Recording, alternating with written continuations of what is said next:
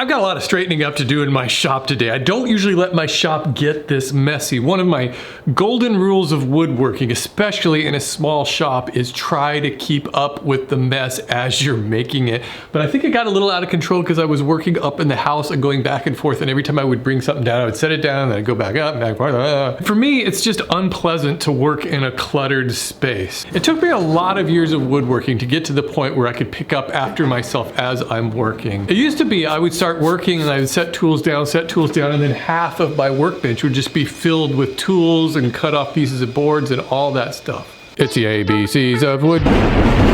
D is for dust management. This seems like a perfect time to discuss this since I just cleaned up my shop. Tools create a lot of sawdust, and one, you don't want that messing up your entire shop, and two, more importantly, you don't want to be breathing in that dust, especially the fine particles of sawdust that you can't even see. In my shop, my first line of defense is my shop vac. I try to hook it up to almost any tool that I'm using. Almost all power tools come with a dust port on them. Especially if you work in a garage like I do with this garage door open and the wind blows, that sawdust will just accumulate in every corner of your shop, and it doesn't take long for it to just get all over everything. The second thing I recommend, and I try to do this all the time, is to clean up sawdust as soon as you're done making the mess. I just use my broom for that, and it doesn't take much time. In fact, it saves time from keeping that sawdust from spreading all over. If you're in a space where you have a lot of stationary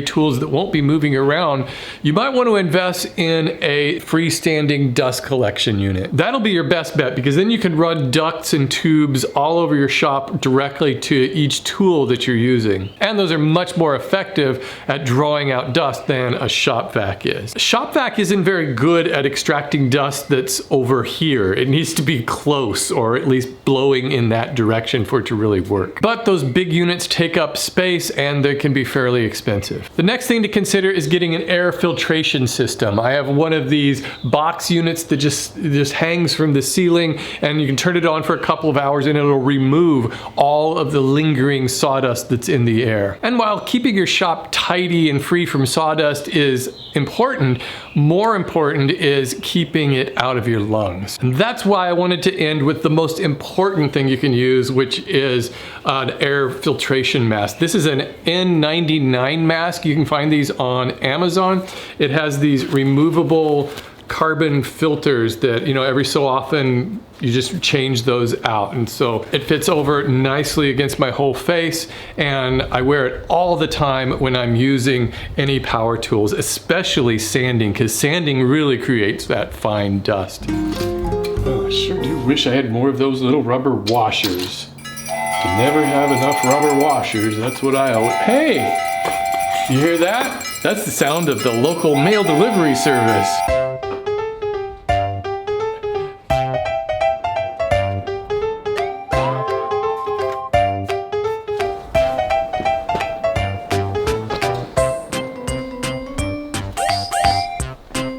First off, a very nice letter from Ian Crease in England. I knew right away it was from England because of the format of the paper, that A4 size, which has a lot extra space there. It's more breathing room, I think, than the 8.5 by 11 that we use here. The second reason I knew it was from England is because his name is Ian. Actually, a better giveaway than that would be Nigel. I don't think there's a single American kid ever been named Nigel.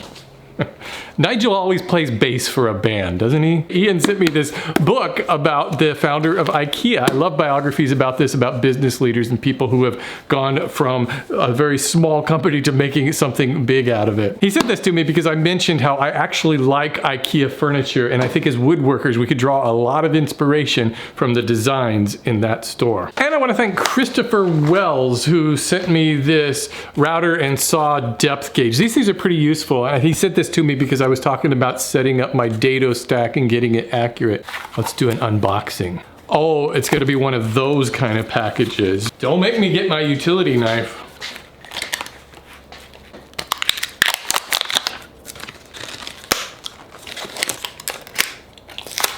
So these things are really cool. So what you do is you raise your router bit or your blades, or there's a number of things you can do. You set this down and it'll give you the accurate height, or in this dado stack, it'll give you the stack of dado, how high it is. And I got a really nice gift from Simon up in Canada. Simon is a member of the Weekend Workshop private community, and he came across 2 full boxes of excess sandpaper from a local company up there, and he's been giving it away to people. So he sent me a whole bunch of sandpaper, which I can always use. He does the same thing with screws and other consumables so that people pay less and they don't get all those high prices on small quantities. So it's a micro business. He said their goal is to encourage people to learn and to reuse wood. That is a great goal. If you're interested, you can check out his Facebook page. I'll put the link down here. Hey, you want to do one of these today? Something to be happy about. Just randomly pick one. One of those who knew places. There's a lot of those kind of places in San Francisco. If you are ever in San Francisco, make sure you visit Telegraph Hill, but not just Telegraph Hill. Go walk up the Filbert Street steps. That entire block of Filbert Street is only accessible by foot. And it's like a garden oasis in there. But when you walk up that, there's 2 intersecting streets, again, only accessible by foot. The coolest one is Napier Lane. So if you could find parking, park somewhere up at the top of Filbert Street, and you'll just walk down the steps. You'll see Napier Lane, and you can walk down there, and oh my gosh, the most beautiful views of the bay and these neat little cottages, I guess, that were built over 100 years ago. It's one of my favorite places to take people because most of the tourists don't know about that, and it's right smack dab in the middle of a really touristy area. There's today's travel log. Oh my god, I thought this was a woodworking channel. Woodworking, woodworking, woodworking, woodworking, woodworking.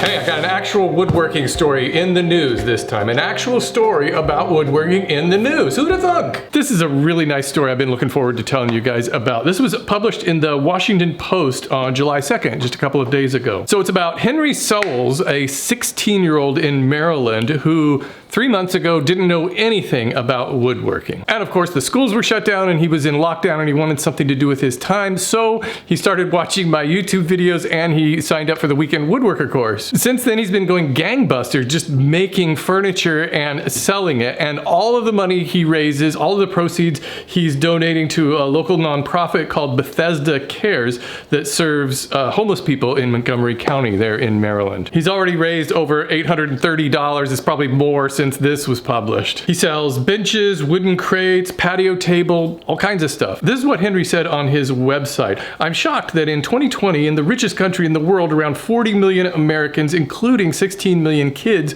struggle with hunger. I want to do something to help. Of course, I love to hear from people whose lives have been affected by my videos, but for a 16-year-old to take it to this next step and to help people out with it is truly amazing. I don't know, it seems like every generation wants to complain about the younger generation, that they're just doing it all wrong. And in my experience, that just isn't the case. There's a lot of young people, most young people are doing a lot of great things. Anyway, I just think it's a great story and I hope you take the time to read it and maybe visit Henry's website and maybe even order something from him. Great job, Henry. That was the highlight of my week. But 2 cowboys are lost in the desert, starving, and then eventually they stumble across this tree that's just filled with a bunch of hanging meat. Of course. Yeah. One of them turns to the other and says, "Oh hey, it's a bacon tree." And then as they get close to it, they're both just riddled with bullets. Ooh. And turns out it wasn't a bacon tree, it was a ham bush. Woodworking, woodworking, woodworking, woodworking. Well, I hope you enjoyed this woodworking video. Maybe you picked up some tips and tricks. Just remember, the real magic is the friends we made along the way. A couple of things I want to end on. First of all, happy 4th of July to everybody in America, and to everybody outside of America, happy July 4th. Somebody in the comments is always asking me about these Olympic rings because they're underneath my workbench and they've been there for a long time. I used to have them hanging up on the wall. I probably should hang them up again, but this is just a project I made probably 8 or 9 years ago. I'm sure I have a video of it somewhere, unless I deleted it because I thought it was embarrassing, as I do some of my older videos. It was a real challenge to make this thing because it was these I wanted them to all kind of interlock, and it was a mess. You know what I did? I ended up like, I think epoxying this together or something. I don't know, it was a real mess, but it worked out in the end. The real success was the friends we made. I don't have an update today on Antonio's shoebox. I was gonna start designing something, but I didn't. What is time? Oh, and one other thing I wanted to leave you with. In case you are searching through YouTube and you ever get bored, and maybe you think you've just seen everything on YouTube. Here's a trick I picked up a long time ago. If you really want to deep dive into YouTube and find some really bizarre videos, what you do is up in the search box, you type in IMG image space and then 4 random numbers and then hit enter. And what that is that's like a file name that if somebody uploads something directly from their camera without retitling it or anything, it'll just go up to YouTube. But a lot of the times you'll see these videos and they'll have maybe just 1 view, maybe 2 views. It's somebody who is uploading it for just weird personal reasons, or maybe they just wanted to share something with one other person. There's a lot of these videos that have 0 views on them. So this is what I do sometimes. I just think it's amusing to do that, is to just type in number, find some random video that has 1 view on it, and then just leave a comment. And that's what I like to do. Anyway, something to keep you out of trouble this weekend, maybe. I don't know. I'll see you guys later.